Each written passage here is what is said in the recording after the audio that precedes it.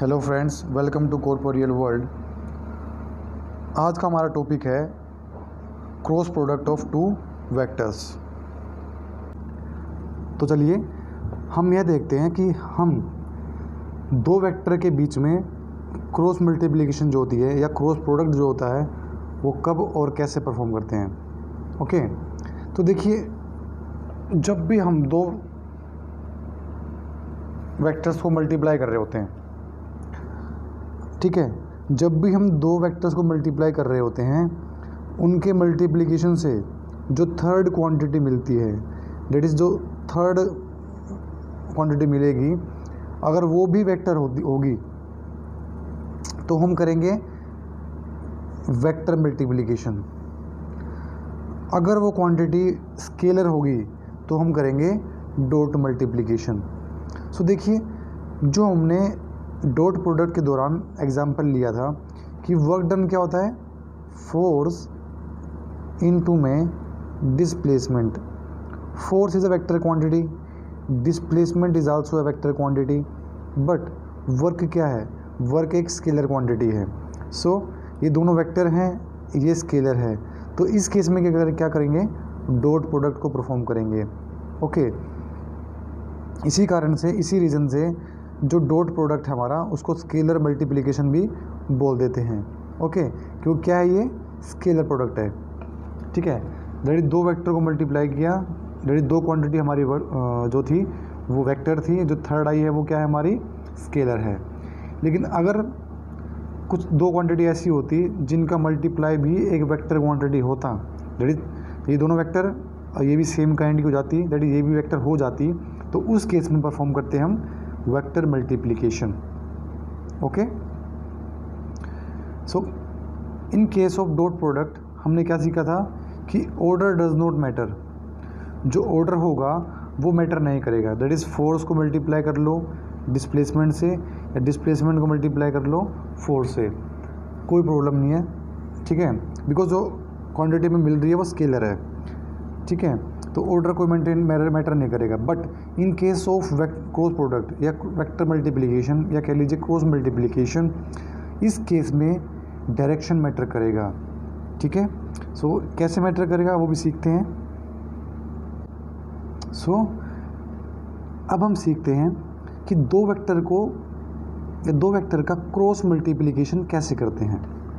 तो मान लीजिए हमारे पास दो वेक्टर हैं, एक वेक्टर ए जो इस डायरेक्शन में है, एक वेक्टर बी जो इस डायरेक्शन में है। इन दोनों के बीच में जो एंगल है वो है थीटा। ओके, हमें मल्टीप्लाई करना है ए और बी को, इनका क्रॉस मल्टीप्लाई करना है। देखिए, अगर हम इनका डॉट प्रोडक्ट करते, डेट इज ए इंटू में बी करते, सो बी इंटू में ए बी इक्वल होता है। ठीक है, ये डॉट प्रोडक्ट की बात कर रहा हूँ। लेकिन अगर आप इनका क्रॉस प्रोडक्ट की बात करोगे तो क्या होगा, देखिए, ए को बी से मल्टीप्लाई कर रहे हैं, ए क्रॉस बी की बात, जब भी ए क्रॉस बी लिखते हो इसका मतलब होता है ए को बी से मल्टीप्लाई कर रहे हैं, दैट इज ए से बी जा रहे हैं। ए क्रॉस बी का मतलब क्या होता है, ए से बी मूव कर रहे हैं, दैट इज ए से बी जा रहे हैं। ओके, अब बी इंटू ए का मतलब क्या होता है, बी से ए आ रहे हैं। तो देखिए, एक केस में डायरेक्शन इधर थी और एक केस में डायरेक्शन इधर है, तो डायरेक्शन क्या हो गई, अपोजिट। तो डायरेक्शन अपोजिट होगी तो ए इंटू में बी और बी इंटू में ए ये इक्वल नहीं होंगे। क्यों नहीं होंगे, बिकॉज दो वेक्टर इक्वल तभी होते हैं जिनका मैग्नीट्यूड भी इक्वल हो, साथ साथ उनकी डायरेक्शन भी सेम हो। सो ये इक्वल नहीं होंगे, क्यों, इनकी डायरेक्शन अलग है, एक ए से बी जा रहे हैं और एक बी से ए आ रहे हैं। ओके, सो अब देखिए, ए वेक्टर और बी वेक्टर अगर हम इनका प्लेन ड्रॉ करें, सो प्लेन कैसे बनेगा, इस प्रकार से। तो हमने क्या करा, इनका प्लेन ड्रॉ कर दिया, यानी कि ये प्लेन बन गया ऐसे, ए इस प्रकार से। ओके, अब हम मल्टीप्लाई करते हैं ए को बी से, दैट इज ए से बी चलते हैं, तो डायरेक्शन क्या होगी हमारी, ए से बी की तरफ। ठीक है, ए क्रॉस बी की बात करें तो सो देखिए, ये तो देखो इन दोनों को मल्टीप्लाई करेंगे तो इनका हमें प्रोडक्ट वो तो मिल जाएगा मैग्नीट्यूड, बट इनकी डायरेक्शन क्या होगी? जो हमारे ए इंटू बी है, ए क्रॉस बी करेंगे तो इसकी डायरेक्शन कहाँ होगी? सो ए क्रॉस बी की बात करते हैं तो we can use right hand thumb rule for the direction of A cross B. A cross B की जो डायरेक्शन है उसको निकाल, दैट इज इस पूरे प्लेन की जो डायरेक्शन होगी, इस प्लेन में मूव कर रहे हैं ना ये, इस प्लेन की जो डायरेक्शन होगी उसको निकालने के लिए हम right hand thumb rule use करते हैं। ठीक है, जो थंब होता है हमारा वो शो करता है डायरेक्शन ऑफ, जो हमारा थंब है वो शो करेगा direction of A cross B, that is A cross B, A से बी जाएंगे उसकी डायरेक्शन को शो करेगा। देखो दो ऑप्शन हमारे पास, एक ऑप्शन है इसका अपोजिट, देखिए जो हमारी कर्लिंग ऑफ फिंगर हैं, दैट इज हमारी फिंगर है जिस डायरेक्शन में हमारी फिंगर बंद होंगी, दैट इज जिस डायरेक्शन में हमारी फिंगर बंद होगी वो शो करेगी direction of A to B, that is A से बी जा रहे हैं। तो देखिए फिंगर कैसे बंद होगी, आपकी फिंगर आपकी ऐसे बंद होंगी इस डायरेक्शन में, तो ये देखिए ये डायरेक्शन ऐसे हो गई और ये डायरेक्शन भी ऐसे हो गई। ठीक है, अगर आप बी से ए आते हैं, बी से ए आते हैं तो आपको अपने हाथ को उल्टा करना पड़ेगा, दैट इज़ आपको थंब को नीचे करना पड़ेगा आपके इस तरीके से, और ये आपकी फिंगर्स हो जाएंगी।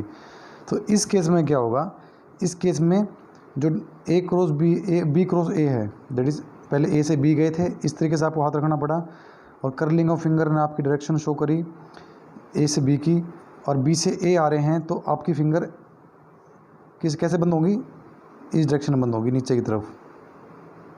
ठीक है, इस ऐसे बी से ए आ रहे हैं तो, और नीचे क्या होगी, थंब डायरेक्शन शो करेगा आपकी बी क्रॉस ए की। अगर ये पॉजिटिव मान आए तो ये क्या होगा, नेगेटिव, बिकॉज ये अपोजिट डायरेक्शन में है, बिकॉज ये अपोजिट डायरेक्शन में है। तो आप समझ गए होंगे हम right hand thumb rule use करेंगे for the direction of A cross B और बी क्रॉस ए।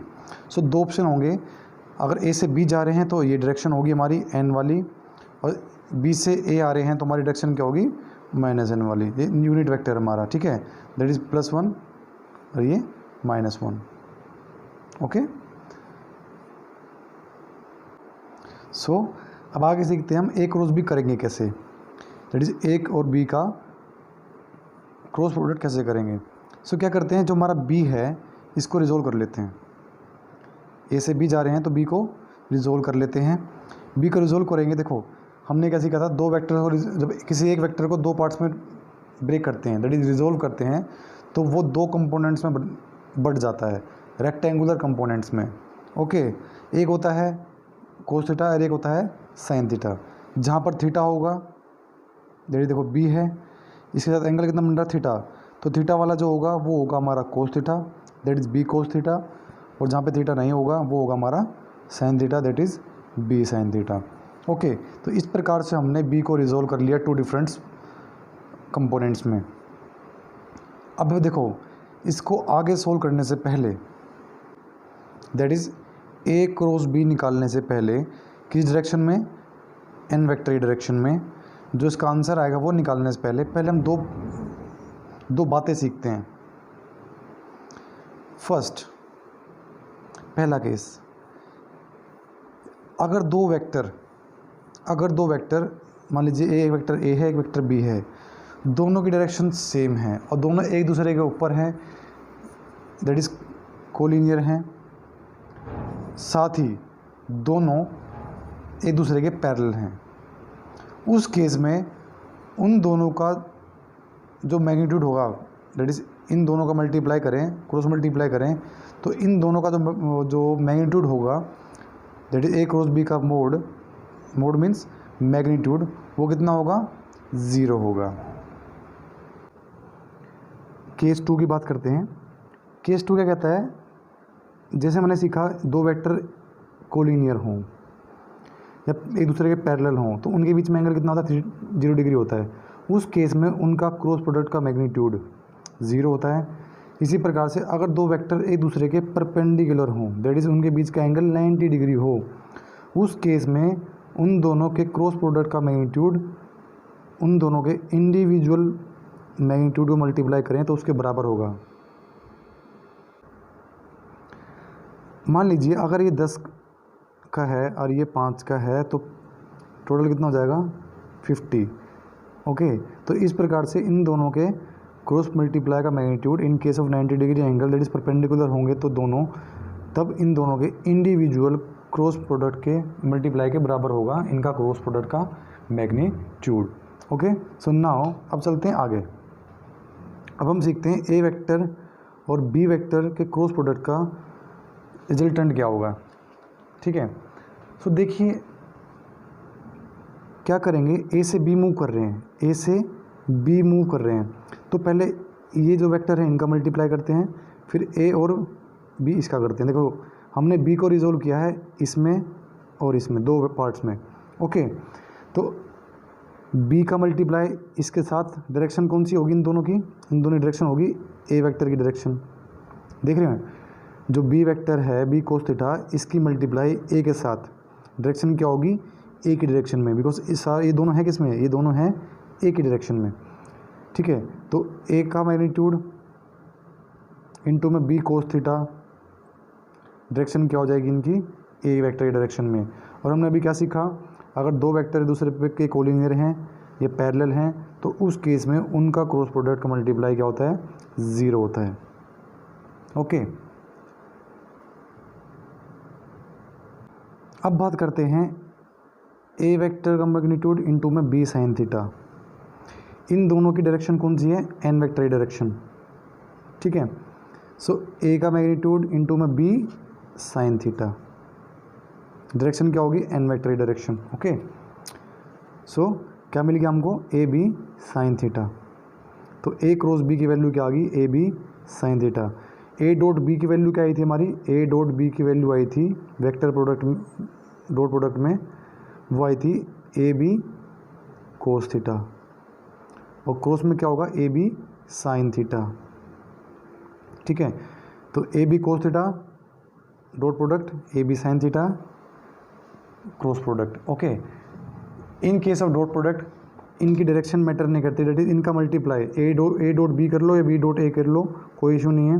लेकिन in case of A cross B, that is cross product के केस में ए क्रॉस बी और बी क्रॉस ए दोनों अलग अलग होंगे, तो इसलिए इस केस में डायरेक्शन क्या करेगी, मैटर करेगी।